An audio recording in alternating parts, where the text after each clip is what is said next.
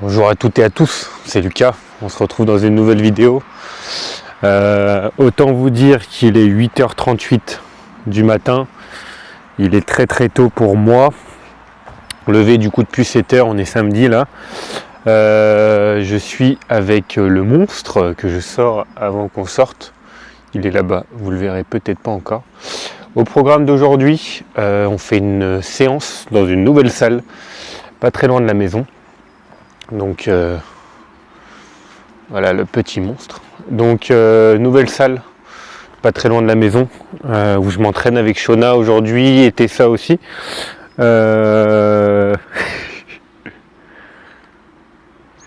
Donc, attendez, vous n'allez peut-être pas le voir. Hop. Donc oui, entraînement surtout avec Shona, on va faire un débrief de la compète aussi. Du coup, j'ai quand même hâte. Je filme actuellement avec la Osmo Pocket 3. Donc je l'ai récupérée hier, là, je suis très content. Ça faisait longtemps que je la voulais, surtout pour le format vlog, parce que je trouve qu'elle est quand même géniale avec le stabilisateur et tout. Et puis voilà, je finis de sortir le monstre là. On se dirige à la salle et on va s'envoyer un espèce de pull upper, un peu hors prog cette fois-ci. Et puis, enfin, c'est surtout pour l'échange avec Sho et tout, pour avoir le débrief de la compète aussi. Comme ça, vous avez les deux ressentis, parce que je sais que Shona a très bien géré la prépa. Pour elle, c'était même trop facile, à vrai dire. Donc, j'ai hâte que vous puissiez avoir aussi son ressenti, et puis comme ça, on se cale dessus. Je vous dis à tout de suite, et puis on se retrouve directement à la salle. Alors après, pour l'instant, visiblement, on a vu que le hike qui manque. C'est quand même chiant de remplacer le hike. Ouais, mais quand on a dans ta prog et que tu peux pas le faire. Super, petite clim naturelle, garage ouvert. Vraiment, non, l'été par contre, ça doit être cool de s'entraîner dans le Ça doit jardin. être vraiment bien. T'as déjà ta prog qui est refaite? Bah oui, ça fait un moment que En gros, j'ai tous les mêmes. J'ai tout pareil, Ouais. sauf 2 exos pour le upper, pour plus cibler les pecs pour cette année. Tu sais, et non, bah, sur la fin de la prépa, c'est vrai que je sentais plus tout ce qui était pump, congestion, tout ça. Et là, ouais, séance épaulière, je me suis fait des élévations latérales en 2 drop sets. Je me suis dit, Grosse oula, coconut. bah c'est bon. Après, ça fait du bien parce que tu redécouvres entre guillemets. Ouais, ce que tu t'avais retrouves plus. des sensations. Ouais, Tu sais, tu t'entraînais pour t'entraîner, quoi. Il y avait plus de. Là, tu sais que tu vas aller chercher l'amélioration du du bien. physique et tout. Ça fait vraiment du bien. C'est bien ton truc avec les bandes là. J'y avais jamais pensé. Ouais, ça permet D'aller chercher plus loin. d'aller chercher plus loin, ouais. C'est bien, ouais. Peut-être mettre un tout petit peu plus. Bah, le stack. Ah, full stack, ouais. Ouais, non, franchement, elle est trop cool. Juste, bah, c'est un peu en dehors de Lyon, quoi. C'est comme celle-ci. Quand t'es au centre de Lyon, tu mets facile 25 minutes à y aller. Hein. Ouais, En heure de pointe. c'est ça. Allez. Bon, moi, peut-être pas full stack.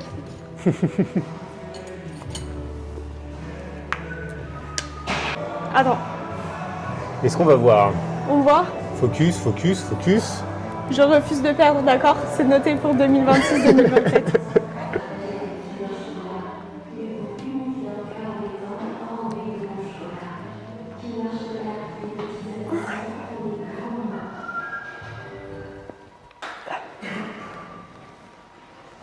Allez, encore. C'est bien.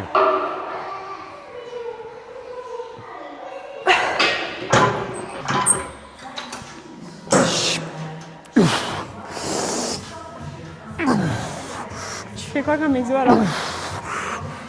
J'ai fait lui en full quad là. Que j'ai monté petit à petit. Genre le ressenti est trop bien. Tu sais, moi qui compense toujours avec les fesses.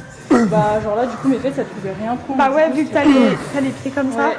Genre j'étais obligée d'un peu pousser dans mes quads, tu vois. Et je pense qu'en version, tu sais, un peu RD.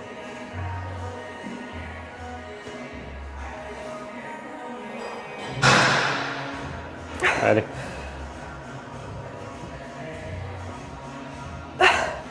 Encore.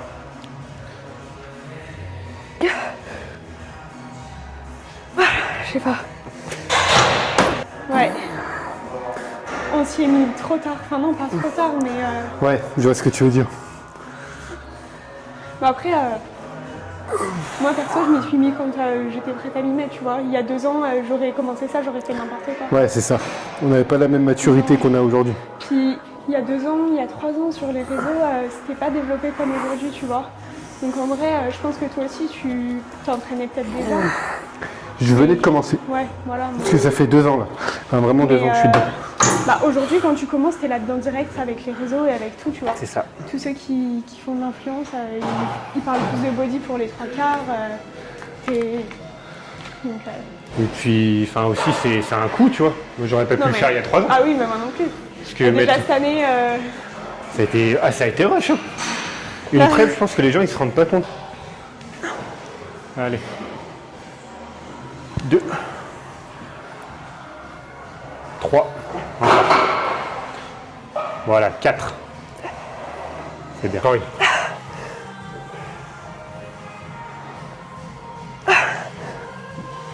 Encore. Allez, pousse.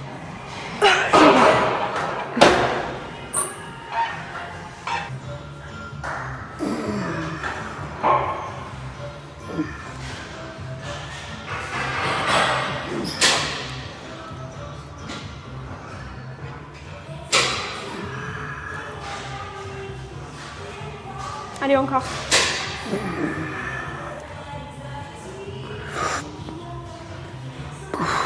Allez, c'est bien.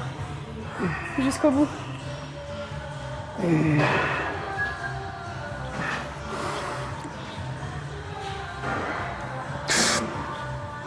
Allez. T'es là, tu te réveillais, le premier truc que tu faisais, c'était hop, devant la caméra ouais, comme ça. Et supplément, genre, ça me manque trop de remettre le short ou le trunks là, en ce moment. Ouais, bah tu vas les mettre pour tes bilans quand même. Bah, c'est ce que je fais, tu vois, mais Ouais. même tu vois que la shape elle est plus pareille. Putain, mais attends, mais. Ouais, elle est plus pareille, mais c'est pour le bien en vrai. Tu retrouves un état de santé. Bah, c'est pas possible de tenir une diète, enfin une shape de prépa. Non, c'est pas pour Et c'est pas sain. Non. Non, faut que je me mette comme ça en fait. Mais tu vas bouffer le truc, toi, là. Ah voilà, ça tombe bien, t'as mangé avec de l'avoine, un peu de métal en plus. Moi, je pense que tu tiens toujours ta diète parce que tu vas remonter sur scène en surprise. Après, je dis ça. Tu me parles de quoi Je peux pas le prouver. Dans 1 mois, tu parles? J'aurais bien Carte aimé. pro, comme ça. T'imagines, tu vas choper la carte Pro Worlds? Ah, en vrai, avoir une carte Pro World, c'est pas le goal, genre. Bah si. Allez. T'envoies. Allez, envoie. 1. 2. 3. 4. C'est bien. 5. Très bien. 6. 7. Allez, 8. 9. 10. Allez, tu m'en donnes 12. 11. 12. C'est bien. Très très bien.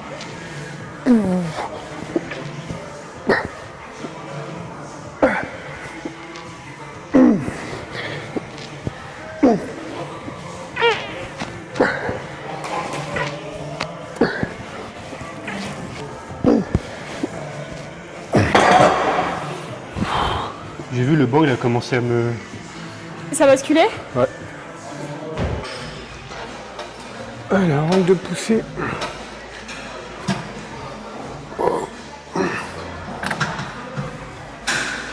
Ok. L'angle est incroyable. 6. Essayer d'avoir un peu plus d'amplitude.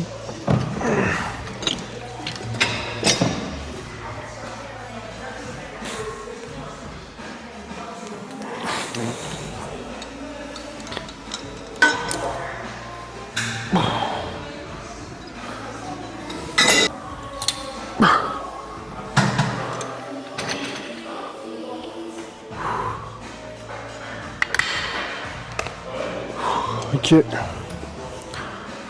On va charger un peu plus 130. Je sais pas que ce soit des vrais kilos par contre.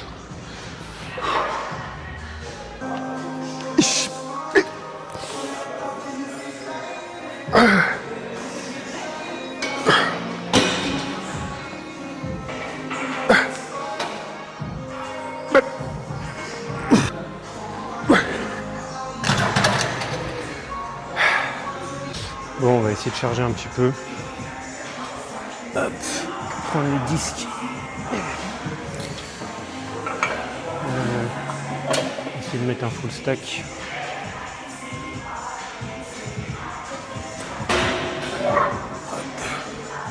Après, les poids sont quand même plus lourds ici. Mais la salle est quand même très cool.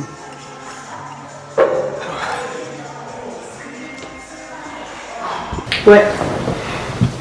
Je suis stressée. Bah du coup, commencez par vous présenter chacun et les catégories que vous faites un peu sur vos compétences. Tu peux aller. Ok, et moi j'ai fait figure, c'était ma première année de compétition. Du coup, figure en WNBF, première compétition à Montargis et deuxième compétition en Italie, donc là il y a une semaine. Et voilà. Et sinon j'ai 24 ans et je m'appelle Shona. Je veux dire, tu peux commencer. Ouais, peut-être aussi. Bah, du coup, moi, c'est toujours Lucas, parce qu'on se connaît déjà. Et j'ai concouru en men's physique cette année et en classique physique, uniquement en France pour le moment, du coup, pour cette première année. Et c'était ma toute première expérience. Ça fait combien de temps que vous pratiquez ? Le bodybuilding, moi j'ai commencé du coup cette année, c'était la première année de compète et première année de bodybuilding. Sinon, la musculation en général, j'étais sur un mode de vie un peu lifestyle avec des entraînements assez réguliers avant. Depuis, 3 ans on va dire. Depuis 1 an et demi, 2 ans correctement avec un coach. Et sinon, avant ça, j'ai toujours fait du sport et de la compète. J'ai fait 10 ans de gym, donc voilà. J'ai fait 3 ans de salle avec 1 an de bodybuilding aussi du coup cette année grâce à ma compagne où j'ai pu être coaché du coup pour ma première expérience du coup sur 7 mois et du coup avant le body et la muscu j'ai fait 8 ans de natation, un peu de gym et d'autres sports mais rien de très sérieux au niveau du physique sur ces dernières années et c'est vraiment le body entre guillemets qui m'a fait exploser du coup cette dernière année.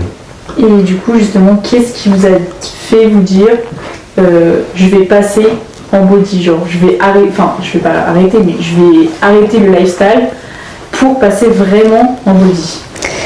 Moi c'est un truc qui était un peu dans ma tête déjà sur la fin d'année 2024. C'est vrai que j'en avais déjà parlé avec Théo, donc mon coach, et lui m'avait mis le sujet sur la table en mode Shona, t'as un physique à faire des compétitions, on peut faire quelque chose de pas mal, réfléchis-y. Sauf que fin d'année 2024 du coup j'ai pété un plomb, je suis partie à l'étranger, j'ai tout quitté en France, j'ai arrêté le sport, voilà. Et début 2025, retour en France, je me suis dit ok, je rentre et j'ai besoin d'avoir un objectif, j'ai besoin d'avoir de la compétition dans ma vie, j'ai besoin d'avoir du challenge, de retrouver toute cette adrénaline, ce cadre de vie quoi. Et du coup quand je suis rentrée, j'ai recontacté Théo, je lui ai dit Théo, je reviens en coaching, est-ce qu'on peut reprendre ensemble? Et je te dis un truc, c'est que cette année, je veux monter sur scène, si on reprend, je fais de la compète. Donc il m'a dit oui, et après, voilà, janvier de retour, et c'est ça qui m'a fait reprendre le sport et la compète. Pour ma part, c'était plus un objectif que j'avais depuis aussi pas mal de temps, et c'était aussi pour me challenger moi et me prouver moi. Et au final, j'ai trouvé, je pense, ma voie dans ça. Et je suis très content d'avoir pu avoir cette expérience, cette première expérience, et je pense que même pour nous deux, c'est une voie qu'on veut prendre dans le futur et dans la longévité aussi. Donc voilà, c'est un peu comme ça qu'on s'est lancé. Ouais, je pense vraiment que c'est un mode de vie dans lequel on s'est trouvé et dans lequel on se trouve bien surtout. C'est ça. Donc go, ça continue. Ok, donc on va parler un peu de votre prépa maintenant. Enfin, on parle de la compète même. Je fais une bonne interview, non? Ouais, c'est bien étape par étape. Alors comment ça s'est passé? Combien de temps ça a duré? Par quelle phase vous êtes passé? Expliquez-nous un peu tout ça. Du coup, moi, comme j'ai dit, j'ai repris le coaching en janvier. Donc de janvier à avril à peu près, on a fait une phase de sèche pour dire de retirer un peu le gras qu'il y avait de mes excès de la fin d'année 2024. Et après on a stabilisé tout ça et début de prépa mi-mai 2025. Elle a duré du coup jusqu'à la fin de l'Italie là. Et sinon au niveau mental, fatigue, j'ai franchement pas de négatif à dire sur cette prépa. Pour ma part, je l'ai bien vécu du début à la fin. Il n'y a pas eu de fatigue, il n'y a pas eu de faim, il n'y a pas eu de perte d'énergie. La motivation, elle était là tous les jours. Chaque jour, je me réveillais, j'avais la niaque d'aller jusqu'au bout et de donner le meilleur de moi-même. Donc voilà, franchement, ça a été que du plaisir. Je trouve ça trop bizarre de dire que ça a été que du plaisir parce que de ce qu'on entend sur les réseaux et beaucoup disent que la prépa c'est trop dur, que c'est vraiment un moment horrible, que en gros pour eux c'est le bagne quoi. Et je pense que les personnes qui le vivent vraiment comme ça, c'est ceux qui à la base n'étaient pas prêts à faire ça et ouais, je sais pas trop ce que tu en penses, mais je pense que quand t'es conditionné dans ta tête à ce que ça se passe bien, ça se passera bien, tu vois. Pour toi, à partir du moment où c'est ton mode de vie, t'as pas à le subir. Si tu le fais vraiment pour toi, t'as pas à le subir. C'est ça, ceux qui le subissent, c'est vraiment ceux qui se lancent en prépa, mais qui avant faisaient complètement autre chose. Enfin, ils faisaient du sport, mais ils n'avaient pas de cadre. Alors que quand tu as déjà ce cadre, à mon avis, c'est juste la continuité de ton mode de vie, mais à la fin, tu as l'échéance et tu montes sur scène, mais sinon, rien change. À part les quantités qui baissent dans l'assiette, voilà, il n'y a rien d'autre. Voilà. Ouais, je suis complètement d'accord. Très bien passé, quelques moments de mou aussi, je pense. Ça a duré... On a commencé le 2 juin et on a terminé du coup le 15 septembre et après la semaine du 22 c'est là où on est monté sur scène. Mais on va dire j'ai vraiment fait une sèche sur 3-4 mois avec du coup les 2 derniers mois où on est vraiment descendu bas en calories. J'ai pas ressenti de grosses difficultés, juste à part beaucoup de fatigue et puis pareil tout ce qui était émotion qui était décuplé, donc ça c'était un peu compliqué à gérer aussi. Et puis après je pense que c'est pas non plus vraiment pour nous où ça nous impacte, je pense que c'est plus pour nos proches. Parce que du coup les proches qui sont vraiment là pour nous, c'est ceux qui dégustent entre guillemets vraiment nos humeurs, notre faim, etc. Mais je pense que j'ai bien vécu la PrEP et que aujourd'hui j'ai déjà envie de recommencer. Je pense que c'est pareil pour toi. Moi j'avais pas envie d'arrêter donc. Mais après moi c'est encore différent parce que pour moi Cho elle l'a vraiment bien vécu parce que j'avais l'impression qu'elle s'amusait dedans. Comparé à moi où il y a des moments où j'avais faim, j'étais fatigué. Cho à chaque fois elle avait le sourire et elle était contente. Zéro fatigue à rien. Donc non, je pense qu'on a tous les deux bien vécu entre guillemets. Chaud plus que moi et puis de toute façon elle a tout dit. Je pense que les gens qui l'a subi, c'est plus des gens qui sont pas prêts dans leur tête à vraiment faire ça et où c'est pas leur voie tout simplement. Ouais, et un truc que tu dis, je pense que c'est vrai que pour l'entourage, ça doit être dur aussi, tu vois. Et je pense que ta prépa, tu la vis pas pareil quand tu la vis seule ou quand tu la vis entourée. Toi, tu vois, tu l'as vécu avec Tessa, du coup. Moi, je l'ai vécu seule dans mon appart, ma prépa. Donc c'est vrai que c'était complètement différent. T'es obligé de t'habituer à... Enfin, pas t'habituer, mais habituer ta prépa à la faire avec quelqu'un. Enfin, j'arrive pas à parler français, là, mais... je sais pas comment je peux tourner ma phrase. Non, mais je vois ce que tu veux dire, c'est que... En mode, tu t'adaptes, genre, tu t'adaptes aux personnes qui sont autour de toi et les personnes s'adaptent aussi à toi. Alors que quand t'es seule, tu t'adaptes à rien, tu vois, juste tu t'adaptes à toi-même et à ce que t'as envie de faire. Donc, je pense que c'est ça aussi qui peut aider à mieux la vivre, entre guillemets. Et du coup, Lucas, t'as parlé un peu des coups de mou et tout. Comment toi, t'as réussi à les surmonter? J'ai beaucoup relativisé sur pas mal de choses. Et que de toute manière, au bout d'un moment, je me suis dit que c'était moi qui voulais le faire et que c'était moi qui m'imposais ces choses-là. Et du coup, les gens n'avaient pas à subir aussi ça. Et qu'au bout d'un moment, s'il fallait aller au bout et puis Cho avait republié un truc qui représentait bien. De toute façon, si tu veux être pro, au final, il faut que tu t'adaptes comme un pro. Du coup, tu es obligé de faire des sacrifices et que, de toute façon, pour être pro, au bout d'un moment, tu es obligé de faire plus que les autres. Donc je pense que c'est un peu cette ligne qui m'a dirigé sur la fin et qui m'a fait tenir jusqu'au bout. et qui m'a fait sortir un physique dont j'étais super satisfait sur scène et de toute manière à la fin c'était que du plaisir.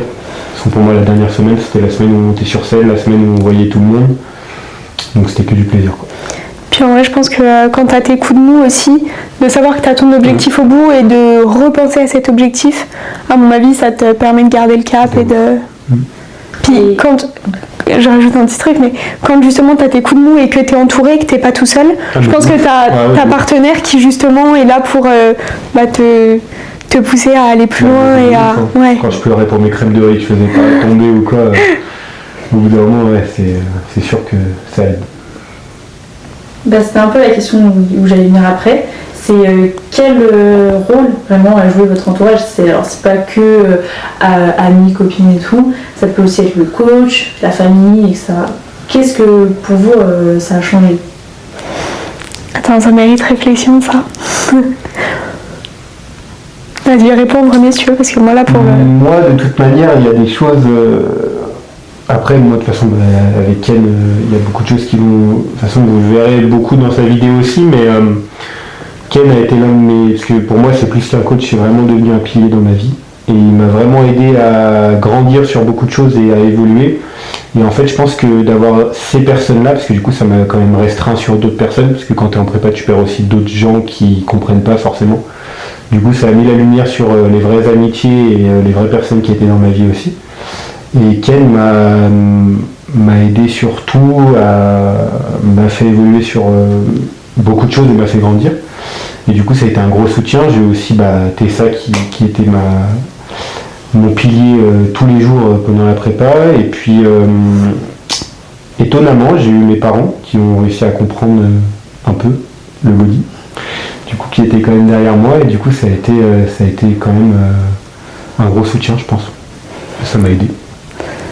Bah, moi je pense que j'ai bien coupé entre grosses guillemets, mon entourage de justement cette prépa parce que ce soit mes parents, mes copines, c'est vrai que ce sont des modes de vie qui sont complètement à l'opposé des leurs et des habitudes, tout plein de choses que eux ne font pas et ne comprennent pas particulièrement. Donc c'est vrai que j'ai pas cherché leur soutien, j'ai pas cherché, j'attendais rien de leur part même d'ailleurs. Donc étant donné que j'attendais rien de leur part, il n'y a eu aucune déception d'avoir rien de leur part, tu vois. Enfin si, évidemment ils m'ont encouragé le jour du show, voilà, mais je veux dire c'est pas comme vous que j'ai rencontré qui était là-dedans aussi et qui avait suivi ça plus proche de moi que mes parents ou des personnes comme ça lambda hors du body. Donc l'entourage proche, ouais, très peu, mais après le coach, oui, un soutien quand tu faisais tes bilans et que tu voyais que tu avais un bon retour, ça te fait plaisir, c'est encourageant, mais je pense que c'est comme le reste, vu que j'ai pas subi cette prépa, j'avais pas besoin de soutien non plus de l'entourage, donc voilà. Ok, je vois ce que tu veux dire. Alors on va bientôt venir au jour de la compète. Juste avant, je voulais savoir la semaine avant, genre ce qu'on appelle souvent la peak week, voilà. Qu'est-ce que vous avez dit dans votre tête, genre comment vous l'avez vécu? Moi je crois que je réalisais pas trop que la prep était déjà à la fin, ni du chemin qui avait été parcouru. Enfin ouais, je réalisais pas trop et en même temps je me disais ça y est, c'est là. C'est dans 5 jours, on est sur scène. Et je me suis dit, mais pourquoi tu fais ça? Vraiment, il y a un jour où je me suis dit, pourquoi? Qui t'a forcé? Personne m'a forcé, mais... Et après, je me suis dit, si, c'est trop cool en vrai. Let's go, c'est le meilleur moment, c'est la dernière semaine. Faut profiter à fond de ces derniers instants, parce qu'une fois que la prépa elle est finie, faut attendre 1 ou 2 ans pour repartir en prep, donc... Non, je suis d'accord avec toi. Je pense que quand je suis arrivé au lundi avant la tempête, ça a été... on est déjà lundi, on part jeudi, et ça va être fini, et j'étais un peu dégoûté entre guillemets que ça se finisse déjà, parce que je pense que la prep du coup c'était un peu l'objectif qui nous guidait sur les séances, la diète, même dans nos vies tous les jours. En fait tous les jours on pensait à ça. Et du coup j'étais un peu triste que ça se termine, et c'est vraiment quand on est arrivé au lieu de la compète où je me suis dit en fait c'est que du kiff maintenant. Ouais. Genre kiff et vois ce que tout ça a donné. Compare-toi et de toute manière t'es comparé, donc oui il faut se comparer, mais juste kiffe avec les personnes que t'as, parce que je pense qu'on a rencontré pas mal de personnes aussi dans le body, Et de pouvoir tous se rencontrer, etc. Je pense que ça a été une semaine qui a été exceptionnelle pour tous les deux, quoi. Ouais, non, ouais, c'était... T'as tout dit. Et du coup, vous êtes arrivé à peu près mercredi, jeudi. Qu'est-ce que vous avez fait avant la compétition? Les jours qui précèdent la compète, en vrai, tu fais pas grand-chose. Hein. Manger. Mercredi, t'arrives, jeudi, tu te reposes, tu finis de manger, vendredi, t'as le meeting athlète, tu fais le check-in, tu manges. C'est ça. Puis voilà. Polygraphe.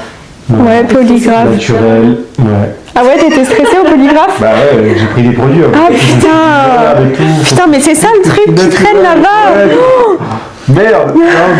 Non, ouais. De toute façon, Shona, elle a tout dit, mais je pense que, à part se reposer, recharge. Bah, moi, du coup, j'ai un peu plus rechargé que toi. Ouais, moi j'ai rechargé la veille. Voilà, donc moi j'ai dû recharger sur 4 jours, 3 ou 4 jours. Et à part manger, me reposer et rigoler au Airbnb, je pense qu'on n'a rien fait d'autre. Yes. On a fait une petite séance pump le jeudi, mais c'était tout. On s'est surtout beaucoup reposé et puis pris le temps de faire du posing aussi, beaucoup de posing. Beaucoup de check-in. Ouais, beaucoup aussi. Et puis c'était assez fatigant ça, mais non, je pense que c'était que du kiff et on n'a rien fait de sensationnel. Non, ouais, les jours qui précèdent la compète, de toute façon, tu fais rien. C'est ça. Si, waouh, je suis allée chez Sephora, parce qu'il y en avait en face du Airbnb. Ok. Et du coup, pour la compète, comment vous l'avez vécu? Qu'est-ce que vous avez dit avant de monter sur scène? Qu'est-ce que vous avez dit sur scène?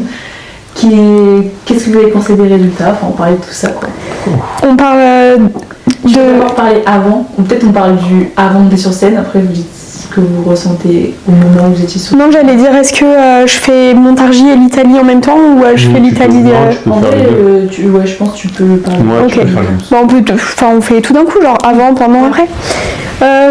Du coup, pour la première compète, moi, à Montargis, je me suis levée très tôt déjà parce que j'avais le make-up à 6h.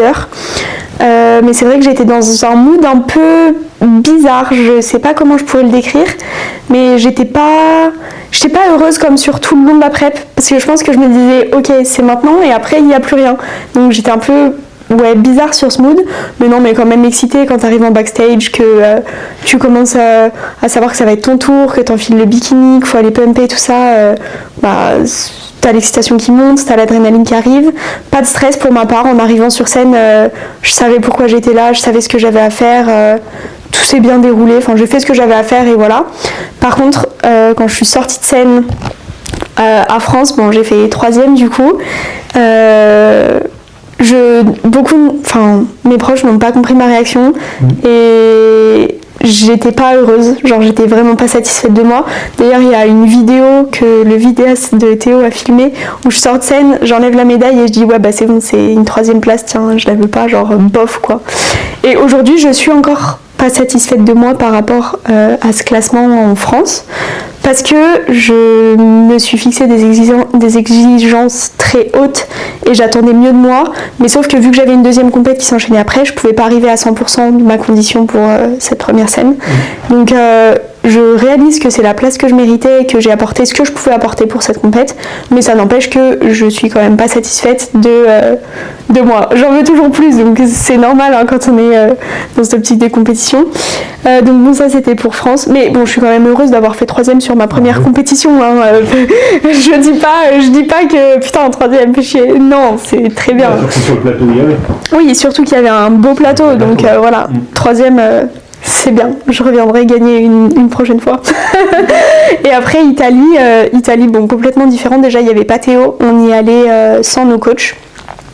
Donc quand tu étais en backstage, tu étais tout seul. C'était le flou parce que les Italiens ont décidé qu'ils n'allaient pas parler anglais. Donc quand tu étais athlète international, tu te débrouillais à décortiquer les mots d'italien comme tu pouvais. Donc au moment de pump, personne vient te dire que c'est le moment de pump. On vient juste te chercher en te disant ok, la catégorie figure, vous montez sur scène maintenant. Personne n'avait pump, personne n'avait rechargé, rien. Donc un peu dans le stress, dans le rush. Tu arrives sur scène, on te parle en italien, donc c'est pareil, c'est à l'aveugle. C'est spécial, très spécial. Je referai pas perso WNBF Italie et ceux qui souhaitent la faire, pour ma part, je recommande pas. Peut-être que ce sera mieux les années d'après, je ne sais pas. Mais voilà. Et sortie de scène, du coup, la 4e place pour cette compète. J'ai mis les lunettes de soleil et je suis partie pleurer. Voilà. Non, parce que très déçue du résultat, très fière de la condition que j'ai apportée parce qu'elle était bien meilleure qu'à France. J'avais quand même 2 kilos de moins et j'étais vachement plus conditionnée. Mais très déçue du résultat parce que je méritais pas la 4e place, on va se le dire. Je méritais peut-être pas la première, mais au moins la 2e. Donc voilà, j'en dirai pas plus sur cette compète. Mais je viendrai reprendre ce que je veux et ça donne fin pour ensuite en tout cas. Voilà, pour moi. Écoutez, pour moi, ça a été... Bon, déjà, je vais reprendre parce que quand j'ai vu Shaw qui est sorti de sa 3e place à France, du coup, elle tirait la gueule. On était tous contents pour elle. On était en mode, c'est un truc de ouf. Parce que c'était la première compète avec le plateau qu'il y avait. Moi j'ai cru hier. Ouais, et c'était la seule qui tirait la gueule dans les backstage. Donc bon, on était un peu en mode ok. Mais non, très très fier de son résultat quand même pour les France. Et pareil, du coup pour l'Italie, elle a été volée, ça c'est sûr et certain. Et du coup pour ma part, men's physique, du coup le samedi, j'ai voulu aller directement en super tôt dans l'Open sans faire du novice. Du coup j'étais quand même très content parce qu'on a fait une 8e place. Je sais plus combien on était, il me semble qu'on était 11. Et on était 11 au men's. Du coup c'était un gros plateau, je savais que j'allais me faire quand même allumer comme il se doit, mais content parce que je voulais quand même essayer le men's. Je sais que c'est pas forcément la voie que je vais continuer à prendre dans l'avenir, mais le dimanche on a fait du coup classique physique où j'ai fait 6e sur 14, donc très content de la condition que j'ai pu emmener. Retour des juges, ça a été que j'avais la meilleure condition sur scène, mais malheureusement j'avais pas encore assez de masse. Du coup, on va essayer de grossir encore sur les prochaines années, mais très satisfait. Et je pense que pour une première expérience, c'était génial. Et j'ai hâte de faire d'autres pays. Peut-être pas l'Italie, mais d'autres pays. Et puis faire aussi peut-être d'autres fédés aussi, dans l'avenir et voir ce que ça peut donner avec plus de masse et plus d'années d'expérience, quoi. Ouais, c'est vrai.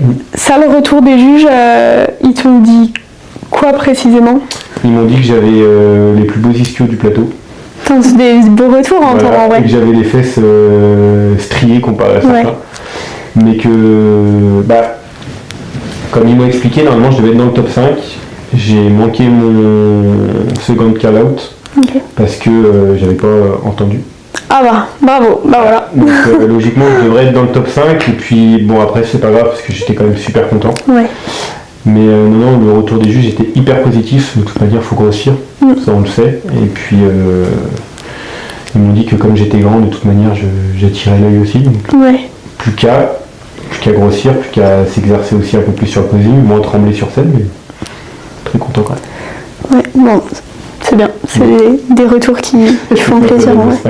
Et du coup, parce que je pense que les gens qui vont regarder ne sont pas forcément tous déjà montés sur scène, mais je pense que ça pourrait être bien que vous expliquiez qu'est-ce qu'on ressent quand on monte sur scène, qu'est-ce qu'on vit. Là, ça se voit qu'on va avoir du mal à répondre. C'est hyper particulier. Enfin, pour toi, t'oublies tout. T'es dans une bulle. Comme Tessa disait, elle a hurlé et tout, mais tu n'entends rien. Genre, t'entends aucun bruit, t'entends même pas la musique. T'es juste concentré sur regarder les juges, faire ce que t'as à faire, sourire, tout contracté. Entendre le présentateur qui te donne ton numéro et tout pour changer de place. Puis voilà, mais je pense... Et puis même tu vois rien autour. Oui, c'est ça, tu vois vraiment rien. Tu vois pas le public ni rien. Et puis t'es tellement focus sur le truc. Et puis même on est tellement dans notre truc, on est heureux, déjà on sourit, on se force pas à sourire. Ouais, non, on sourit comme des niais tout le long. Et puis de toute façon on pense juste à contracter, à serrer, à sourire et juste à faire la meilleure prestation. Mais tu vois pas le temps passer, franchement ça se fait en claquement de doigts, c'est vraiment je pense qu'il n'y a pas de mots pour décrire ça, faut le vivre pour savoir ce que tu ressens. Et surtout le moment avant, quand tu es en backstage, tu sais que tu vas être appelé, tu commences à voir les gens qui partent comme ça du backstage, tu es en mode vas-y, de toute façon c'est la guerre. Maintenant que je suis là, je peux pas dire je reste là, tu vas... T'as bossé un an pour ça, vas-y, amuse-toi et juste kiffe, tu vois. Mais tu vois, sur scène, il y a un truc hyper particulier que moi j'ai vécu. Je sais pas si t'as ressenti pareil, mais quand ils te mettent la ligne de comparaison et toi t'es sur la ligne arrière, qui t'ont déjà mis à part, t'as t'as l'impression d'assister au spectacle et de plus toi être sur scène, tu vois. Donc c'est une sensation trop bizarre aussi. Détaché, en fait. Et ouais, t'es complètement détaché. Genre, tu sais que t'es là, tu regardes, mais t'es plus là d'un autre côté. Enfin, mais c'est vraiment des moments uniques, je pense. Tu vis qu'en mettant les pieds sur scène, quoi. Et Lucas, tu as dit ton résultat en classique? Oui, 6e. Ok. Et t'étais content? Très. Ok. Très bien. Vous avez pensé quoi de l'organisation de tout la fédé? Franchement, Italie, t'as compris? Italie, on sait. Non, l'organisation en France, bien. Je pense que une salle plus grande pour les années à venir, pourquoi pas, parce que du coup, il y a quand même beaucoup de monde. Hein. WNBF France, ça se développe de ouf. On était 100 plus que l'année dernière. Ouais, et les années à venir, à mon avis, ça va attirer encore plus de monde. Mais sinon, non, l'orga, c'était bien. Je crois qu'il n'y a pas eu trop de retard. Je sais pas, vous, les hommes. Ouais, voilà. Il y a eu une heure max qui a été rattrapée. Je trouve que c'est quand même ok. Ouais. Et moi, j'ai rien à dire de particulier là-dessus. Et puis même les backstage, ils étaient hyper cool parce qu'il y a Tessa qui pouvait venir, il y a des gens, des proches qui pouvaient venir aussi, donc en vrai c'était plutôt pas mal. Mais non, juste on se marchait un peu trop dessus quoi. Oui, c'est le seul truc. Le ratio taille-nombre de personnes. Ouais, parce que le dimanche on a vu... il y avait plus de monde encore. Il y avait tous les bodys. Nous les classiques on avait du retard, et après il y a les autres qui venaient pour le tal et tout, on était je sais pas quoi. C'était ghetto. Il y avait 6 KT alors que de base on... Mais je pense que déjà le samedi après, à mon avis, il devait y avoir plus de monde parce que nous le samedi matin, début d'après-midi, c'était ok encore. Mais il y avait un peu de monde aussi, ouais. Là tu peux même plus circuit de monde, les gens allongés au milieu et tout ça. Ok. Et du coup c'est quoi vos objectifs pour la suite? Est-ce qu'il y a d'autres fédés qui vous intéressent? Oui, non, pourquoi? D'autres pays? Voilà quoi. On a la même réponse. Hein. Ouais, non, l'objectif c'est d'aller le plus loin possible. Hein. Moi perso, je vais rester chez WNBF. Ouais. Je pense que je vais prendre tout ce que j'ai à prendre ici, même si ça prend 10 ans. Même KT. Même KT. De toute façon, j'ai mis une story hier où on me demandait pourquoi j'avais choisi la catégorie figure. Et je vais le redire là en vidéo, mais j'ai pas choisi la catégorie figure, c'est la catégorie qui m'a choisi. Je suis partie dans cette catégorie parce que j'ai la morphologie et la génétique pour faire cette catégorie. Donc voilà, prendre tout ce que j'ai à prendre en figure, aller le plus loin possible, hein, et puis on verra bien ce que ça donne. Et puis moi c'est pareil, si je peux privilégier WNBF, de toute manière je resterai en WNBF, parce que je pense que c'est la fédé la plus contrôlée et la plus respectée au niveau du naturel. Voir peut-être essayer en LPC aussi un petit moment. Et puis de toute manière je pense qu'on a le même objectif avec Chose, c'est d'aller chercher la carte pro le plus rapidement possible, ce serait mieux. Comme ça on pourra aussi commencer les pro shows assez rapidement, mais ouais, surtout avoir la carte pro, je pense que ça pourrait être l'achèvement de beaucoup de choses et que notre travail soit enfin récompensé. Ouais, c'est une première étape, la carte pro. Après pro show au World. Non, en vrai, de toute façon, je pense que quand tu es athlète, quand tu fais une compétition et que tu as pour objectif de continuer et d'en faire d'autres, tu peux pas te contenter à dire ok, chaque année je veux monter sur scène et faire... Tu vois, comme toi, si tu te dis je remonte sur scène l'année prochaine en classique, tu veux pas refaire 6e. Ah non, donc toujours tu veux viser plus haut. Donc dans tous les cas, plus haut, il arrive un moment où plus haut c'est le top et tu n'auras plus jamais personne au-dessus de toi, quoi. Donc ce sera pas dans 5 ans, ce sera peut-être dans 10 ans, 12 ans, mais... Et ça prendra le temps qu'il faudra. C'est ça, ouais. Je suis d'accord. Voilà, je pense que c'est tout ça.